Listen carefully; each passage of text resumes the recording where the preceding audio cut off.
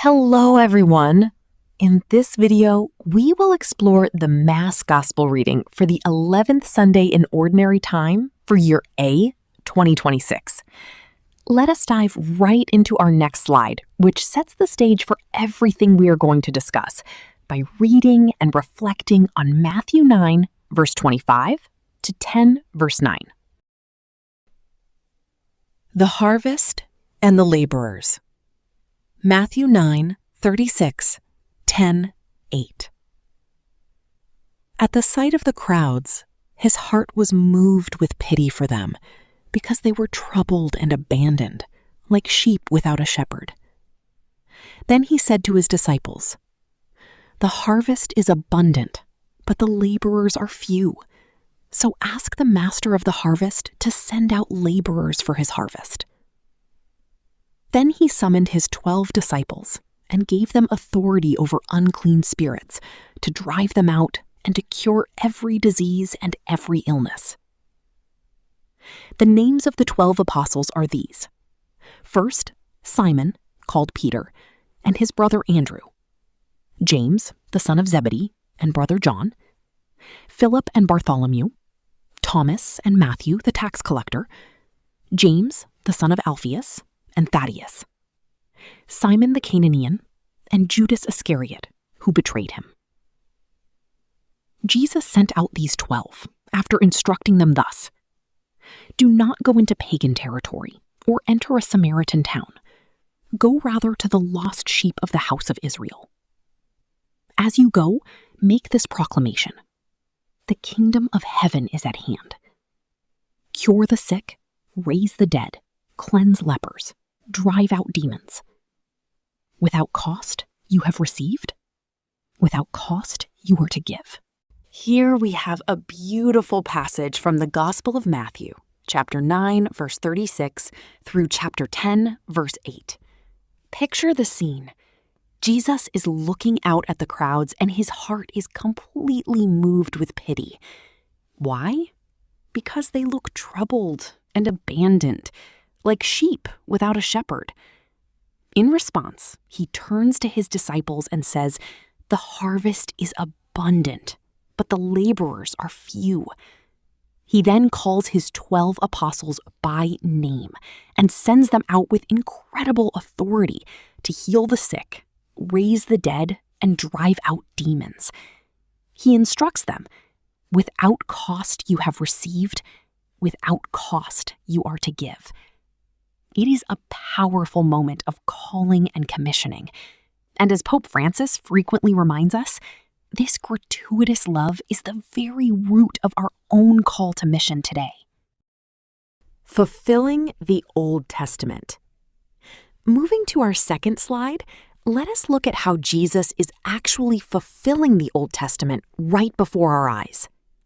The biblical scholar Dr. Scott Hahn points out that Matthew's gospel is a masterpiece of demonstrating how the Old Covenant is fulfilled in the New. Notice the connections here. The Old Testament featured the 12 tribes of Israel, which were scattered. Jesus deliberately chooses 12 apostles to establish the church as the new Israel, a connection the Catechism of the Catholic Church, CCC 551, also affirms. Furthermore, consider the prophets like Ezekiel, who lamented the bad shepherds of Israel. Jesus steps in as the new David, the divine shepherd king sent to gather his harassed and helpless sheep. Finally, just as Moses transferred his leadership to Joshua, Jesus, acting as the new Moses, delegates his divine authority to the 12. This is not merely a random selection of 12 men. It is the deliberate restoration of God's priestly kingdom. Empowered for the kingdom. On this slide, we see what this empowerment looks like in action. Jesus is not just giving them a nice title. He is granting them real authority over both the physical and the spiritual realms. When they preach that the kingdom of heaven is at hand, they are announcing that God's reign is actively arriving in the present moment. However, it is a holistic salvation. Jesus grants them the power to heal physical illnesses, demonstrating that God cares for our bodies, and to cast out demons, bringing spiritual deliverance. This foundational moment establishes apostolic succession. The word apostle means one who is sent, and Jesus is transferring his power so that the church becomes his continuing, physical, healing presence on earth. Pope Francis echoes this beautifully, noting that Christians cannot remain stationary. Our way of life impels us to hit the road, always. The logic of grace. This slide brings us to a challenging moral teaching. Without cost, you have received, giving freely from a receptive heart. This is what we call the logic of grace. Pope Francis has spoken beautifully about this, emphasizing that Christian life must be lived gratuitously. In a 2013 homily at the Domus Sancti Martha, he said, "Gospel preaching is born from giving freely, from wonder of salvation which comes. And what I have received freely, I must give freely." It involves a three-step process. First, we must receive grace freely. We are saved entirely by God's unearned grace. Second, we must reject utilitarianism, that bargain mentality where we view morality as a transactional exchange. It is not a transaction. It is an imbalance of love. Third, we must serve without measure. If we attempt to use God's people for our own personal gain, we cause grave harm. True service, as Jesus modeled, is defined by absolute gratuitousness. The bowels of mercy. This is all about seeing with the eyes of Christ. The Greek word used here for Jesus' compassion is esplanknisthe. It does not merely mean he felt a little bad for them. It signifies a visceral, gut-wrenching love from the deepest part of his being. Pope Francis has described this as the lens of the heart, compassion that allows us to truly see and understand the reality of another person. Compare the Christological view with the Pharisaical view. The Pharisees looked at the common people and saw sinners to be judged, reducing morality to strict duty and a list of prohibitions. In contrast, Jesus felt esplanknisthe. He saw the scattered crowds not as a nuisance, but as a helpless flock and an abundant harvest. He elevated morality to a resounding yes of active, hands-on love. Hitting the road. How do we practically apply this? How do we live this apostolic mission today? It boils down to three core areas: proclamation, service, and gratuitousness. For proclamation, we need to step out of ourselves and let the gospel circulate in our daily relationships, bringing hope to even the most impractical environments. For service, healing the sick today means serving Christ in the hungry, the imprisoned, and the vulnerable. As Pope Francis asserts, a Christian life not in service is of no use. Finally, gratuitousness is essential.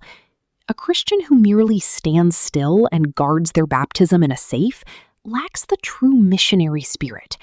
We must share freely what we were given freely.